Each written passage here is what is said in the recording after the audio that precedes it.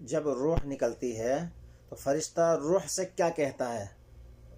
جب فرشتہ روح کو نکالے گا تو اس وقت کیا حکم ہوتا ہے روح کے اوپر فرشتے کا؟ حدیث پاک میں آتا ہے کہ ملک الموت اترتا ہے، اس کے ساتھ 4 فرشتے ہوتے ہیں۔ وہ چاروں فرشتے آتے ہیں، اس کی پٹائی شروع کر دیتے ہیں۔ ابھی پرسوں یہ حدیث میں نے پڑھی ابن ماجہ میں کہ ملک الموت کہتا ہے ایتها النفس الخبیثہ کانت فی الجسد الخبیث، اے خبیث روح جو خبیث جسم میں تھی، اخرجی باہر آؤ۔ اب وہ واپس تو ہو نہیں سکتا، اپنے آپ کو روک تو سکتا نہیں، تو وہ حیران پریشان خوف زدہ، تو اس کے جواب میں اس کو ملک الموت کہتا ابشری ابشری بحمیم وغساق وآخر من شکلہ ازواج، تیار ہو جا خوفناک عذاب کے لیے اور کھولتے پانیوں کے لیے، کانٹے دار جھاڑیوں کے لیے اور بے شمار عذاب کی شکلوں کے لیے۔ تو اس کی روح کو جب کھینچتے ہیں تو رگ رگ سے وہ کٹ کٹ کے نکلتی ہے، تو سارا وجود زیر و زبر ہوتا ہے، سکرات کا درد ساری دنیا کے دردوں پر حاوی ہے۔ جب اس کی روح نکلتی ہے اور اس کو لے کر آسمان پر چلتے ہیں تو دروازے پر پہنچتے ہیں تو اندر سے فرشتے پوچھتے ہیں کون ہے؟ کہتے ہیں فلاں فلاں کا بیٹا ہے۔ کا نفس خبیثہ فی الجسد الخبیث، یہ تو وہی بدماش ہے جو بدماش جسم میں تھا، یہ وہ بدبخت روح ہے جو بدبخت جسم میں تھی، اس کے لیے آسمان کے دروازے نہیں کھول سکتے، اسے واپس کر دیا جائے۔ تو آسمان کے دروازے لا تفتح لهم ابواب السماء ولا يدخلون الجنة حتى يلج الجمل في سم الخياط، کہ ان کے لیے آسمان کے دروازے نہیں کھلیں گے اور ان کے لیے جنت کے دروازے نہیں کھلیں گے، پھر یہ وہاں سے نیچے گرائے جاتے ہیں جو اللہ کا قید خانہ ہے سجین، وما ادراک ما سجین کتاب مرقوم۔ وہ تمہیں خبر نہیں کہ وہ کیا خوفناک قید خانہ ہے جو اللہ تعالیٰ نے بنایا ہے، اسے وہاں دھکیل دیا جاتا ہے۔ پھر قیامت تک اس کے لیے انتظار کی گھڑیاں ہیں اور عذاب کی شدت ہے۔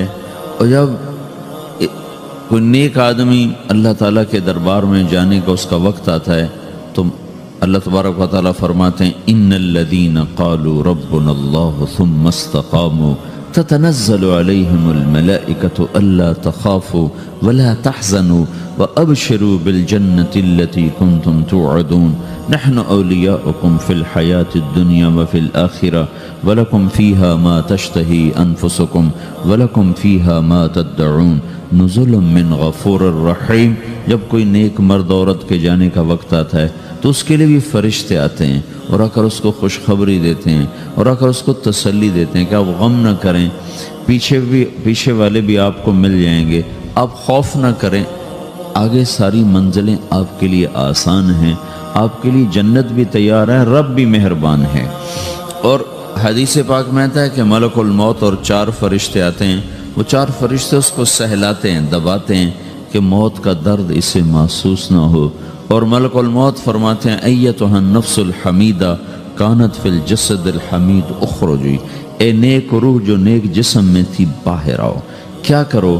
وابشری بروح وریحان ورب راض عنک غیر غضبان، آپ کو بشارت ہو آپ کے لیے جنت تیار ہو چکی ہے اور وہاں کی ساری نعمتیں آپ کے لیے میسر ہو چکی ہیں اور اللہ آپ پہ راضی ہو چکا ہے اور اللہ آپ پہ خوش ہو چکا ہے۔ اس پر اس کی روح کو نکالا جاتا ہے، پھر سارے فرشتے اس کو استقبال کے ساتھ جب آسمان پر لے جاتے ہیں تو اندر سے پوچھتے ہیں کون ہے؟ کہ فلاں فلاں کا بیٹا، فلاں فلاں کی بیٹی۔ کہتے ہیں نفس حمیدہ فی جسد حمید، یہ تو نیک روح تھی جو نیک جسم میں تھی، مرحبا بہی، اس کو ہم سب استقبال کس کا کرتے ہیں۔ اور ایک دم آسمان کے دروازے کھلتے ہیں، پھر وہ پہلا دوسرا تیسرا چوتھا سارے آسمان پار کرتا ہوا اللہ پاک کے عرش کے نیچے کے جا کر، مرد ہے یا عورت، وہاں جا کر سجدے میں سر رکھتا ہے اور اللہ تعالیٰ فرماتے ہیں ہاں اس نے ہمیں خوش کیا، ہم اسے خوش کریں گے، اور اس کو عافیت کے ساتھ وہاں آسمان میں، پہلے آسمان سے لے کر اللہ کے عرش تک یہ سب ویٹنگ روم بنے ہوئے جہاں اللہ اپنے اپنے درجات کے مطابق جنت والوں کو ٹھہراتا ہے، اور وہ انتظار گاہ ہے اور وقت ختم ہو جاتا ہے، لہٰذا انتظار کی جو تکلیف ہے وہ بھی ختم ہو جاتی ہے۔ وقت ختم تو انتظار کا احساس ختم، اور ٹائم کے گزرنے کا احساس ختم۔ تو جیسے اصحاب کہف کو اللہ نے غار میں داخل کر کے تو غار کے اندر سے وقت کو نکال کے باہر پھینک دیا، باہر 300 سال گزرے، اندر آدھا ہی دن گزرا تھا۔ وہ جب اٹھے ہیں تو وہ 25 برس کا نوجوان 325 سال کا ہو کے نہیں اٹھا، وہ 25 سال کی عمر میں اٹھا ہے۔ نہ ناخن بڑا ہے، نہ مونچھیں بڑی ہیں، نہ ان کی داڑیاں لمبی ہوئی ہیں، کیونکہ تو زندہ تھے، مر نہیں گئے تھے۔ تو زندہ کے تو بال بھی بڑھتے ہیں، ناخن بھی بڑھتے ہیں، لیکن وہ اس طرح اٹھے کہ 300 برس گزر گئے اور 25 برس کا نوجوان 25 سال کی عمر میں اٹھا ہے، 20 برس کا 20 برس کی عمر میں اٹھا ہے۔ اور وہ کہنے لگے کم لبثنا، بھائی کتنا ٹھہرے ہیں؟ کہ یومن او بعض یومن، لگتا ہے کوئی دن آدھا دن ٹھہرے ہیں۔ وہ صحیح کہہ رہے تھے۔ باہر اللہ تعالیٰ نے وقت کی گھڑی کو چلائے رکھا اور اندر غار میں اس کو سوئچ آف کر دیا، نکال دیا کہ یہاں وقت کو داخل نہیں ہونے دیا۔ تو وقت کے گزرنے سے جو بھی اثرات مرتب ہوتے ہیں وہ ان پر مرتب نہیں ہوئے، تو وہ 20 آدھے ہی دن کے بعد اٹھے ہیں، باہر 300 سال، اندر آدھا دن۔ یہی کچھ اللہ تبارک و تعالیٰ برزخ میں کر دیتا ہے، وقت کو ختم کر دیتا ہے، گزرنے کا احساس نہیں ہوتا ہے۔ تو اس طرح میرے عزیزو، یہ دو موتیں ہر انسان دیکھتا ہے، یا وہ جنت کے فرشتوں کا استقبال دیکھتا ہے یا جہنم کے فرشتوں کی مار اور پٹائی کو سہتا ہے۔ رابعہ بصری رحمۃ اللہ علیہ کا انتقال ہونے لگا تو انہوں نے رات کو فوت ہوئی، تو انہوں نے اپنی خادمہ کو بلا کے فرمایا کہ کسی کو بتانا نہیں، جب میں مر جاؤں تو پڑوس میں 2-4 کو بلا کر نا میرا جنازہ پڑھوا دینا، اور جس کرتے میں تہجد پڑھتی تھی وہی میرا کفن بنا دینا، اور صبح بے شک لوگوں کو بتا دینا، میرے مرنے کے بعد میری میت کو رکھنا نہیں، فوراً دبا دینا۔ تو جب ان کا انتقال ہوا تو انہوں نے پڑوس کے 2-4 10-20 آدمی بلائے اور ان کو تدفین تجہیز سب کچھ ہو گئی۔ صبح شور مچا کہ وہ رابعہ بصری کا انتقال ہو گیا۔ تو اگلے دن وہ خواب میں اس خادمہ کو ملی اور کہا بیٹی تیری بڑی مہربانی، تو نے میری وصیت کے مطابق عمل کیا۔ اس نے دیکھا کہ انہوں نے ایک خوبصورت سبز لباس پہنا ہوا ہے، تو وہ فرمانے لگی، انہوں نے سوال کیا کہ آپ کے ساتھ قبر میں کیا ہوا؟ تو وہ کہنے لگی کہ میرے پاس منکر نکیر آئے تھے اور مجھ سے کہنے لگے من رب کی، تیرا رب کون ہے؟ تو میں نے کہا سبحان اللہ، 40 برس جس کو میں نہ بھلا سکی اس کو 4 ہاتھ زمین میں آ کے میں بھول جاؤں گی۔ ان کا 42 برس کی عمر میں انتقال ہوا تھا۔ تو وہ کہنے لگے سبحان اللہ، جس کو میں 40 برس نہ بھلا سکی میں اسے 4 ہاتھ زمین کے اندر آ کے بھول جاؤں گی۔ تو منکر نکیر کہنے لگے اس کا کیا حساب لینا؟ پھر انہوں نے پوچھا کہ وہ آپ کا وہ کرتا کہاں گیا تہجد والا جس میں آپ کو کفن دیا تھا؟ کہا وہ اللہ نے مجھ سے لے لیا ہے اور میرے اعمال کے خزانے میں رکھ دیا ہے، قیامت کے دن میرا وہ کرتا بھی میرے ترازو میں تولا جائے گا، اور مجھے یہ لباس پہنایا ہے جو جنت کا لباس ہے۔ یہ بھی ایک موت ہے، اس طرح بھی لوگ مرتے ہیں۔ اور دوسری بھی ایک موت ہے، ہمارے علاقے کی بتا رہا ہوں، اپنے علاقے کی۔ ایک زمیں دار مر گیا، اس کی قبر کھودی، ساری بچھوؤں سے بھری ہوئی، ایسے جیسے چیونٹیاں پھر رہی ہوتی، تو انہیں وہ بند کر کے دوسری کھودی، ساری بچھوؤں سے بھری ہوئی، پھر وہ بند کر کے تیسری کھودی، ساری بچھوؤں سے بھری ہوئی۔ قبرستان میں اتنے بچھو کہاں سے آ گئے؟ یہ زمین کے بچھو نہیں ہے، یہ آخرت کی بلائیں ہیں جس کے ساتھ اب اسے قیامت تک رہنا ہے اور گزارا کرنا ہے۔ تو یہ 2 طرح کی موتیں روزانہ لوگ مرتے ہیں، روزانہ لوگ مرتے ہیں۔ جب نماز کا وقت ہوتا ہے ملک الموت ساری دنیا کا چکر لگاتا ہے اور دیکھتا ہے کون پڑھ رہا ہے کون نہیں پڑھ رہا، کون پڑھ رہا ہے کون نہیں پڑھ رہا۔ جو نماز کی پابندی کرتا ہے اس کی موت آسانی سے ہوتی، جو نماز میں غفلت کرتا ہے اس کے ساتھ موت کے وقت شدت اور سختی اختیار کی جاتی۔ تو بھائیو، یہ ایک جسم ہے، ایک روح ہے۔ روح باقی رہنے والی چیز ہے، جسم مٹ جاتا ہے، پھر اللہ سے قیامت کے دن نیا جسم عطا فرمائے گا، ایک نیا جسم دیا جائے گا۔ روح وہی ہے جو اللہ کے خزانوں میں جمع ہو جاتی ہے۔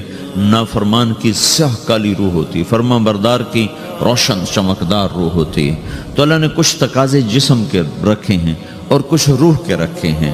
جسم کے تقاضے پورے نہ کرو تو یہ پریشان ہو جاتا ہے، روح کے تقاضے پورے نہ کرو تو یہ پریشان ہو جاتی. روح کی پریشانی جسم سے زیادہ ہے، چونکہ روح کی طاقت جسم سے زیادہ ہے. جسم مٹی سے بنا ہے، اس کی غذا بھی مٹی سے نکلتی ہے. روح آسمان سے ہے، اس کی غذا بھی آسمان سے ہے. روح کا تعلق جب تک اللہ سے نہیں جڑتا اس سے بھوک اور پیاس لگتی رہتی ہے. جسم کو جب تک روٹی اور پانی نہ ملے یہ تڑپتا اور پریشان رہتا ہے.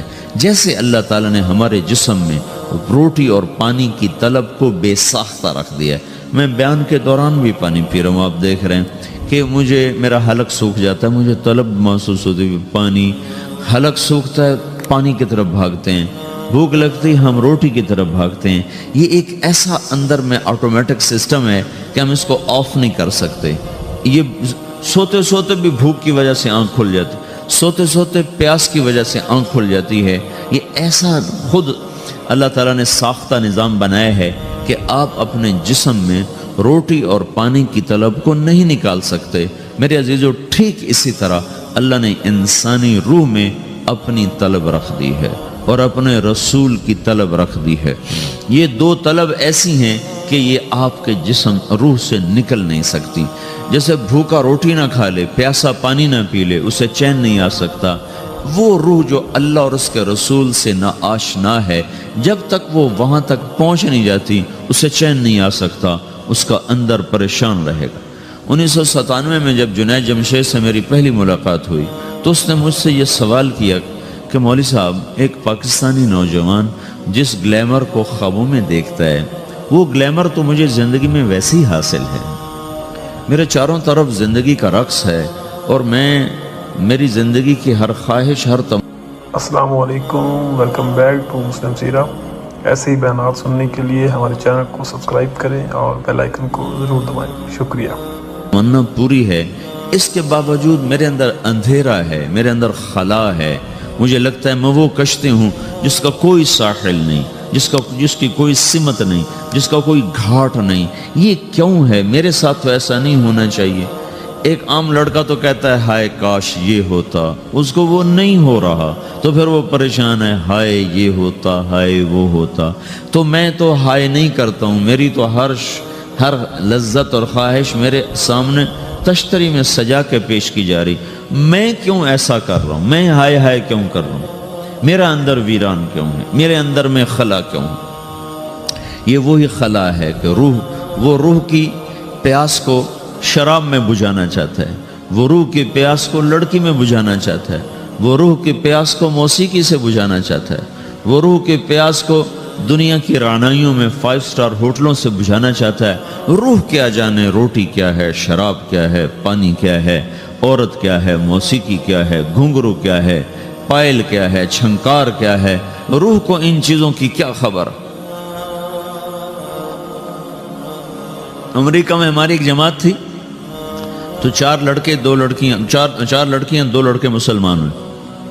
تو ایک لڑکے کا نام رکھا تھا ابراہیم، اور اس کو جب پڑھایا نا کلمہ، انہوں نے کہا ہائے، انہوں نے کہا ہائے، اور دونوں ہاتھ یہاں رکھے سینے پر، دل پر، کہا ہائے. تو ہمارے ساتھی ہیں ڈاکٹر اختر، وہ کہنے لگے کیا ہوا؟ کہنے لگا جب سے ہوش سنبھالا یہ جگہ خالی تھی، یہ تیرے کلمہ پڑھانے پر بھر گئی ہے کہ میری خوشی سے ہائے نکل گئی. یہ جگہ خالی رہے گی، یہاں شراب نہیں پہنچ سکتی، یہاں نغمہ اور موسیقی نہیں پہنچ سکتی، یہاں تالے لگے ہوئے ہیں، یہاں تک کوئی آواز نہیں جا سکتی. دل کے تاروں پر ایک ہی نغمہ چڑھ سکتا ہے اور وہ اللہ کی یاد کا ہے اور اللہ کی محبت کا ہے اور اللہ کے رسول کی محبت کا ہے. باقی کوئی مضراب ایسا نہیں جو ان تاروں کو چھیڑ سکے. باقی کوئی چیز، آواز ایسی نہیں جو دل کی دنیا پر جا کر دستک دے سکے. یہاں بند دروازے ہیں، یہاں صرف اللہ پہنچے گا، اللہ کے رسول کا تعلق پہنچے گا، باقی کوئی چیز یہاں نہیں جا سکتی. تو چونکہ آج ہمارا علم غلط ہو گیا، پنکھا بند کرو، ہمارا علم غلط ہو گیا ہے، تو ہم نے ان دنیا کی چیزوں کو سب کچھ سمجھ کر اس کی دوڑ لگانا شروع کر دی ہے. تو روح آسمان سے ہے، اس کا تعلق اللہ سے بناؤ بھائیو. اللہ کا تعلق پائے بغیر نہ کوئی مرد مکمل ہے، نہ کوئی عورت مکمل ہے، اور چونکہ براہ راست اللہ کو کوئی پا نہیں سکتا، چونکہ وہ ہمارے سامنے نہیں، اس کے اور ہمارے درمیان لاکھوں کروڑوں پردے حائل ہیں، تو اللہ اپنے بندوں میں سے ایک کو منتخب کر کے اپنا رسول بناتا ہے، اس پر اپنا آپ کھول دیتا ہے، پھر اسے کہتا ہے جا لوگوں کو بتا کہ یہ زندگی اللہ کو پسند ہے۔ وہ اللہ کا جو رسول ہے وہ بندوں اور رب کے درمیان واسطہ بن جاتا ہے۔ اللہ نے ہمیں حضرت محمد صلی اللہ تعالی علیہ وسلم جیسا رسول دے دیا۔ اللہ تعالیٰ نے اپنا آپ کسی کو نہیں دکھایا۔ موسیٰ علیہ السلام پہ ایک تجلی پڑی، ان کو 40 دن ہوش نہیں آیا، 40 دن اللہ سے ضد کرنے لگے، رب ارنی انظر الیک، یا اللہ میں تجھے دیکھنا چاہتا ہوں۔ اللہ تعالیٰ نے کہا موسیٰ یہ ہو نہیں سکتا۔ موسیٰ علیہ السلام اللہ کے نبی نے فرمایا لاڈلے نبی تھے، اللہ پاک سے ضد کر لیا کرتے تھے، پھر کہنے لگے نہیں یا اللہ میں نے ایک دفعہ تو ضرور دیکھنا ہے۔ تو اللہ تعالیٰ نے کہا اچھا تم ایسا کرو، میں طور پہ تجلی ڈالوں گا، فَإِنِ اسْتَقَرَّ مَكَانَهُ فَسَوْفَ تَرَانِي، تو میں تجلی ڈالتا ہوں طور پر، اگر طور کھڑا رہا تو تو بھی دیکھ لے گا۔ تو اب اللہ خود سامنے نہیں آیا، صرف ایک تجلی اللہ کے عرشوں کے اوپر سے آنا شروع ہوئی ہے، بیچ میں آپ فاصلہ گنے، اور پھر وہ آ کر فَلَمَّا تَجَلَّى رَبُّهُ لِلْجَبَلِ، پھر وہ جبل پر پہاڑ پر آئی ہے، جَعَلَهُ دَكَّا، وہ پہاڑ ریزہ ریزہ ہو کر ہواؤں میں بکھر گیا، وَخَرَّ مُوسَى صَعِقًا، اور موسیٰ علیہ السلام بے ہوش ہو کے گر گئے۔ اور جب ہوش آیا فَلَمَّا أَفَاقَ، ہوش آتے کہنے لگے سبحانک، یا اللہ تو پاک بے عیب، میں تیرے بارگاہ میں توبہ کرتا ہوں، میں واقعی نہیں دیکھ سکتا ہوں۔ ہاں کلام کا شرف ملا ہے، زیارت نہیں ہوئی۔ اللہ تعالیٰ نے حضرت محمد صلی اللہ تعالی وسلم کو مکہ سے اٹھایا اور بیت المقدس تک پہنچایا سواری پر، کہ دنیا اسباب کی ہے، یہاں سبب اختیار کیا، سواری کے پر بٹھا کر وہاں پہنچایا، اور اس کے بعد جب اوپر بلایا ہے تو پھر براق کی ضرورت نہیں پڑی، اوپر قدرت کا جہان ہے، اوپر اپنی قدرت سے بلایا ہے۔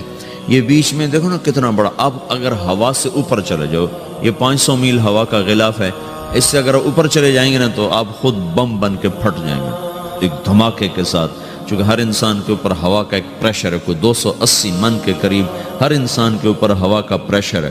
اس پریشر کو توڑنے کے لیے میرے اندر خود ایک پریشر بنا ہوا ہے جو اس کو توڑ رہا ہے۔ جب یہ ہوا کا پریشر میرے اوپر سے ریلیز ہو جاتا ہے تو میرا اندر کا اپنا پریشر بم کی طرح پھٹے گا اور مجھے پرزے کر دے گا۔